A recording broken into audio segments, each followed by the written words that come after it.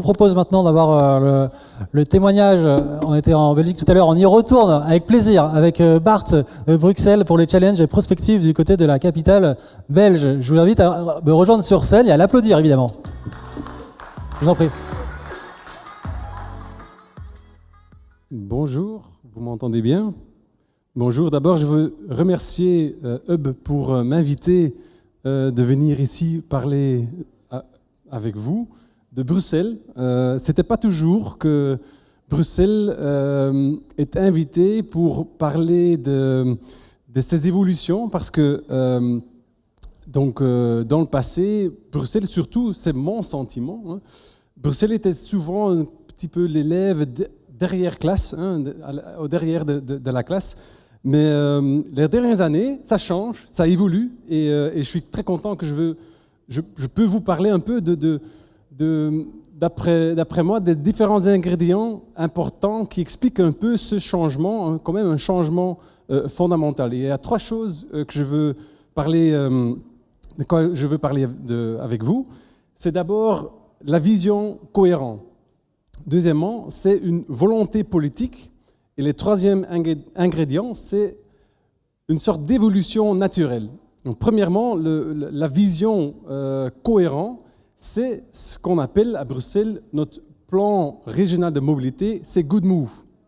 Et qu'est-ce qui est important dans ce plan de mobilité? C'est ce qu'on ne parle pas juste de nouvelles lignes de tram ou de bus, pas justement de la mobilité en sens strict, mais on va vraiment regarder de l'ensemble.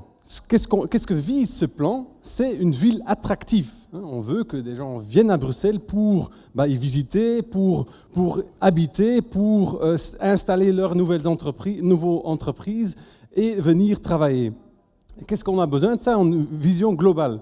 Et donc, qu'est-ce que vise Good Move? C'est aussi de travailler sur la demande des déplacements. Et donc ça, c'est pas justement mobilité, c'est urbanisme. C'est la vision de la ville à 10 minutes, hein, qui, mon collègue David Béliard, ici à Paris, est aussi en train d'évoluer. Nous, on dit 10 minutes. Ici à Paris, je pense que c'est 15 minutes. Hein. Mais le principe, c'est la même chose. C'est de faire en sorte que tout le monde puisse trouver ce qu'il a besoin. Et c'est donc un chouette café, une école pour ses enfants, une maison, hein, à 10 minutes de chez vous.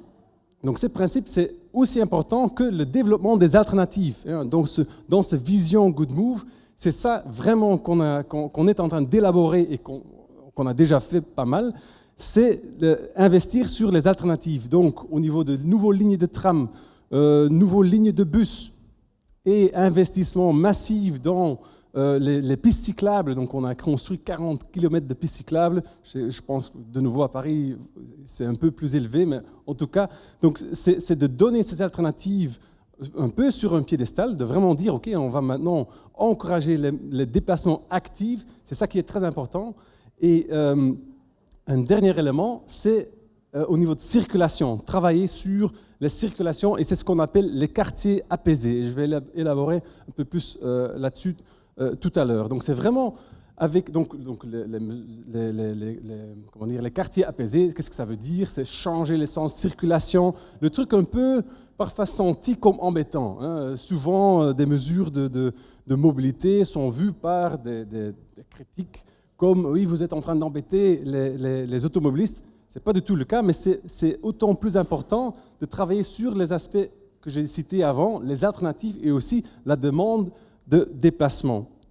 Avec tous comme vision et objectif, créer une ville où c'est mieux vivre en ville, créer une ville agréable, attractive, avec de l'air pur et des rues sûres. Donc ça, c'est la vision. Deuxièmement, c'est la volonté politique.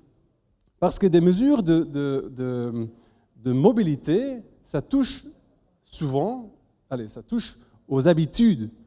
Et les habitudes, c'est quelque chose de très personnel. Et donc, il faut avoir une sorte de base d'adhésion pour que ces nouvelles politiques puissent se réaliser.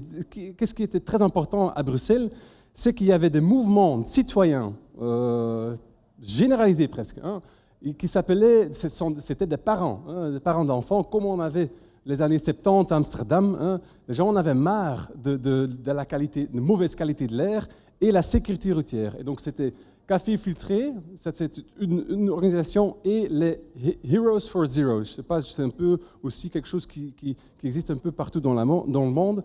Et donc ces deux-là ont vraiment mis comme priorité, donc dans le cadre de campagne électorale, la priorité sur la qualité de l'air et la sécurité routière.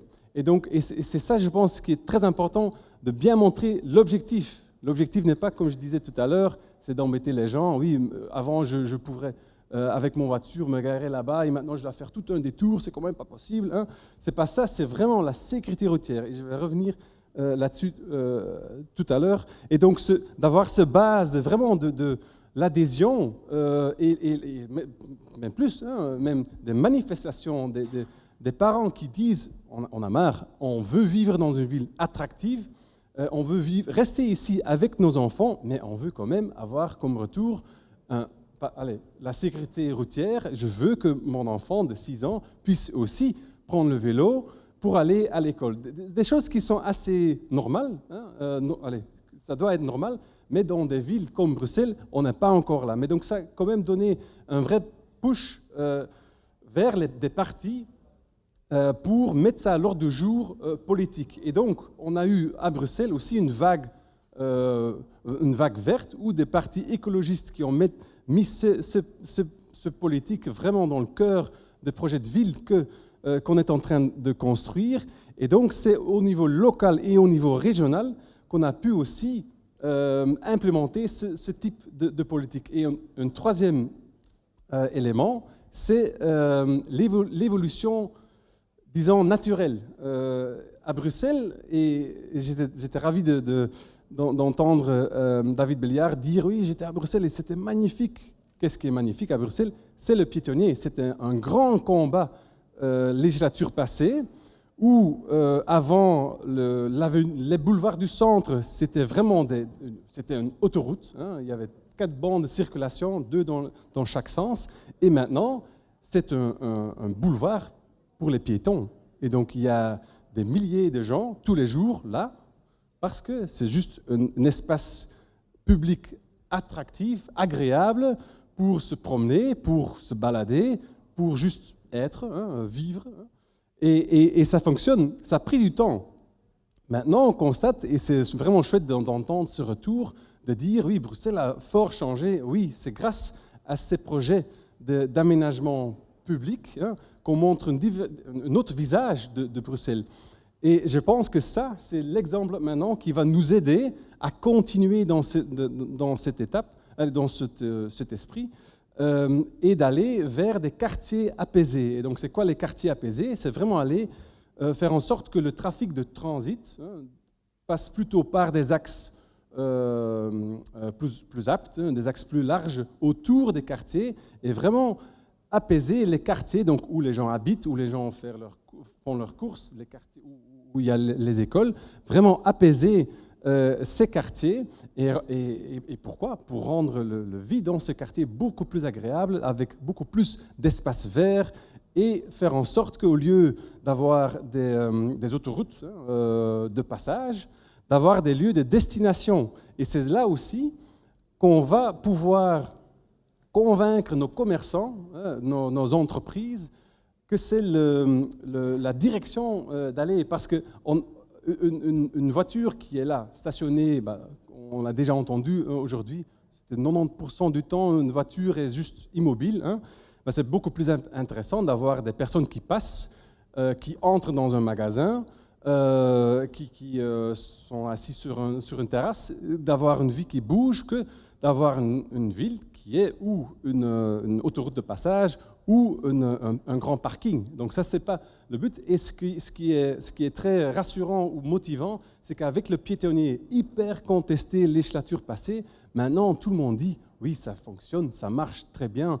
Et les gens demandent même plus. Ils demandent, on a reçu des comités de commerçants qui disent nous, on veut aussi une rue piéton. Et donc voilà, c'est ce qui est en train de bouger à Bruxelles. C'est très motivant. Maintenant, on va devoir travailler plus sur les mesures de circulation, touchy, mais je suis convaincu qu'avec les bons exemples et aussi de dire, au niveau des chiffres, il y a déjà 80% des chalands, donc les gens qui viennent dans les magasins, qui viennent en transport public ou à pied. Hein, donc que 20% viennent en voiture. Et je dois m'arrêter. Ce type les gens pensent trop souvent que la voiture est omniprésente parce qu'il est très visible, mais dans les déplacements, c'est en effet une minorité. Et donc ça nous donne beaucoup plus d'opportunités de vraiment changer notre ville et d'investir dans une ville attractive, agréable pour visiter. Donc je vous invite tous à venir à Bruxelles pour regarder ce changement. Merci beaucoup.